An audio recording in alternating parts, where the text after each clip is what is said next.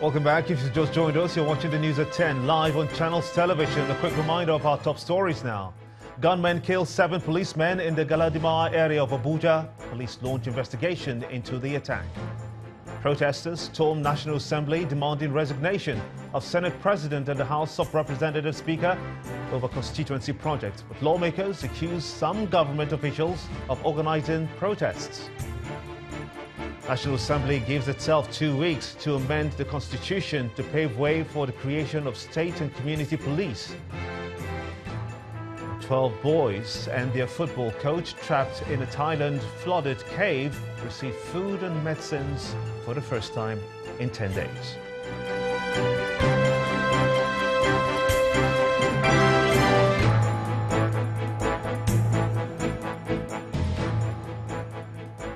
ChannelsTV.com has more information for you. And on youtube.com/ChannelsWeb, you can watch our videos. You can also watch us on your mobile device via your browser or download the Channels TV app for Android, iOS and Windows devices from their respective stores.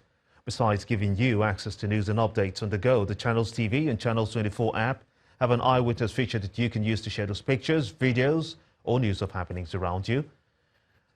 Just install the app, tap and swipe to reveal the menu and follow the instructions. And for some eyewitness reports that you sent to our portal, let's begin with this one from the Agor Palace Way at Okota in Isolo area of Lagos State, showing some cattle which appears to be taking over the road. Our eyewitness reporter is raising concerns over the impact this will have on the public safety and wants the herders to avoid a recurrence. Next is the story still from Lagos State, showing the state of the road at the Ojodu-Berger area of the state, which was reported on Channels Television Eyewitness last week to have been damaged. Now, the section of the road has been fixed and the concerns raised have been laid to rest. Our eyewitness reporter appreciates the efforts of the state government for acting fast in fixing this. Our final set of images are from Isheri Olofin area of Lagos State, showing this building, which according to our eyewitness reporter, houses the Community Health Center.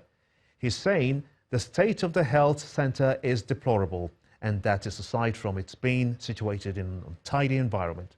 He also raises concerns over how poorly furnished it is.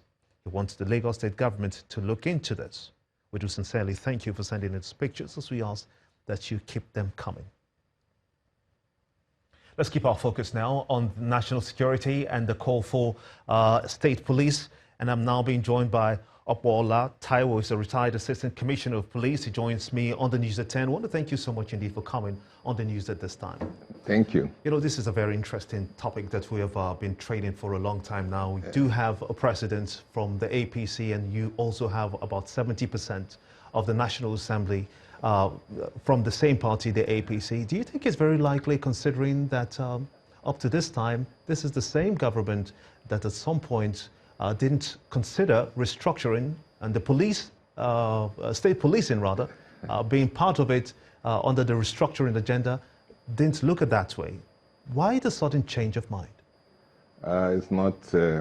anyway, with the current situation, which shows that the country is under siege by these killers.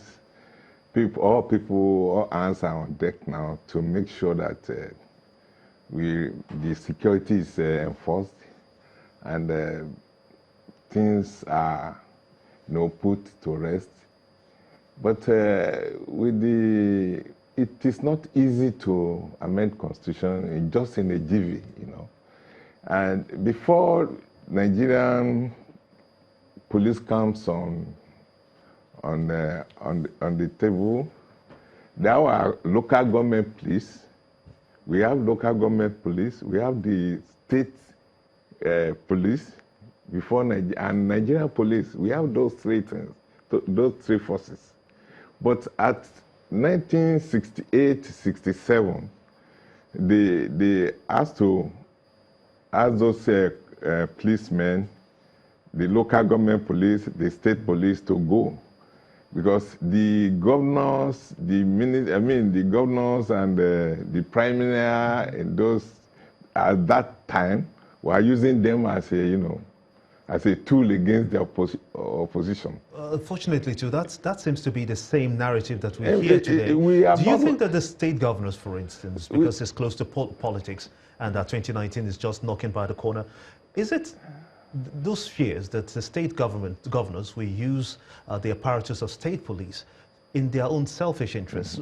What's your stand concerning that submission? We need state police for effective policing of the state and the environment. But we have not learned any lesson since, and that's the problem. I think the way we are made, because we are African, we don't learn anything. They go abroad and see things working perfectly okay, but we are so selfish. So is it a bad idea to have state police? It's not bad, it's the best. In overseas, we have even in Nigeria here, before independence, we have university police stations. We have university police. We have Ministry of Communication. There are policemen there that have been controlled. In overseas country, we have the city police, the borough, the state police, because they help the national police, and they are the grassroots. They know everything. I've been the force for the past 50 years, because I served for 35 years. I work in the north, in the east, where you cannot speak the language of the people. Well, is it a one-cap-fits-all when you consider the security challenges we're going through as a country today? That if we have this state police or even the community police, will it solve the problems of insurgency in the northeast, the farmer herders clashes, the kidnappings that we have in this country? The problem we have, they just left what's supposed to be taken care of and start doing another thing. I've said this on a lot of fora that we have a lot of policemen dismissed, a lot of soldiers dismissed, retired. A lot of them are outside. And the government do not know what these people are doing. And they are very good. They are fertile people in the hands of all these insurgents. People who have been taking salary before, enjoying himself, and is now dismissed, and he has nothing to do. Now, Boko Haram, we offer him like 500,000. Will he not run to it? He will. Or any person who is desirous to see that the nation is in chaos. So these are self-inflicted crimes? Of course. You see, but during the Civil War, what they did that time was to recruit, mass recruitment, and train policemen for three months. And they were the people in that particular area where there are problems. The youths were gathered, and when they train them, they push them to their environment. So the war just, go without any much ado. But this time around, they will recruit a man in the southwest and take him to Maiduguri in Borno, or take him to Sokoto, Kafet. A man from Sokoto, they will take him to Abeokuta or to Port Harcourt or Calabar. It's not possible. You can't get the best. Where you have the local government police, you have the state state police. They are going to work within the environment, and they will know who is a thief, who is a killer. The information will come. And what we lack now is intelligence report. Oh, that would be a good place to let it rest. Opola Taiwo is a retired Assistant Commissioner of Police. I want to thank you so much indeed for sharing your thoughts with us here on the News at 10. A federal high court sitting in Abuja has reopened the case of the former National Publicity Secretary of the People's Democratic Party, the PDP, Mr. Olisa Metu. Justice Okona Bang had closed the case at the last sitting on the 25th of May as a result of the absence of Mr. Metu and his team of lawyers. But he set aside his order on the grounds that It was given by default since Metu was not in court to state his position on the issue. Well, according to Justice Abang, the court was bending over backwards to enable the former PDP spokesman to defend himself in court. Our correspondent Amaka Okafo reports. It's the resumed hearing in the case of fraud against Mr. Olisa Metu, a former National Publicity Secretary of the People's Democratic Party. As part of the proceedings, the trial judge delivered his ruling on an application filed by Mr. Metu on the 2nd of June 2018, seeking to reopen his case, which was closed by the court at its last sitting a month ago. In his ruling, Justice Okonabang held that the court cannot assume appellate functions and sit on an appeal in respect of its decisions. But in the instant case, Metu was not in court when the order was given, and it behoves on the court to give him an opportunity to explain himself. The judge added that the explanation would, however, not decide the position of the court. But Justice Abang went ahead to rule that the court will bend backwards in the interest of justice and set aside its earlier ruling, which had closed Metu's case. We brought an application for His Lordship to revisit that issue to enable the first defendant testify, and graciously, fortunately, the judge granted that application.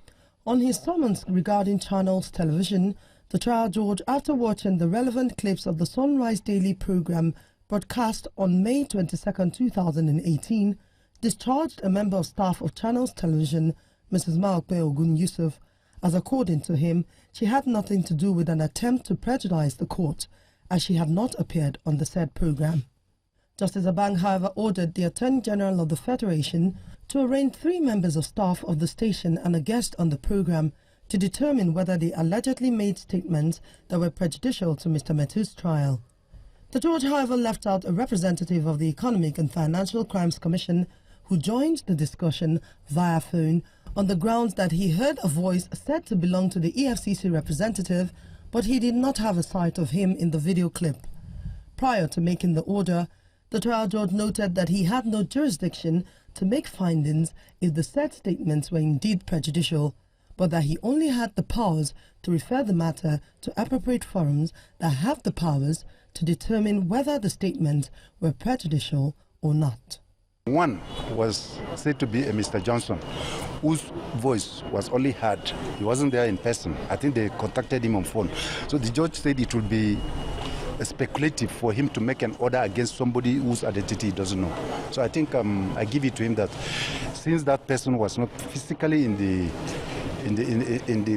he did not participate in the program, it would have been wrong maybe to make an order against him. But since the matter has been referred, that doesn't stop the committee or whoever is going to look into it to go into the root of the matter with respect to getting how or who participated in it. My Lord has made a direction, and the AG would react. The trial has been adjourned to the 4th of July for continuation. Amaka Okafo, Channels Television News. We have an important clarification to make about an advert concerning the National Assembly, which was aired last night on the News at 10.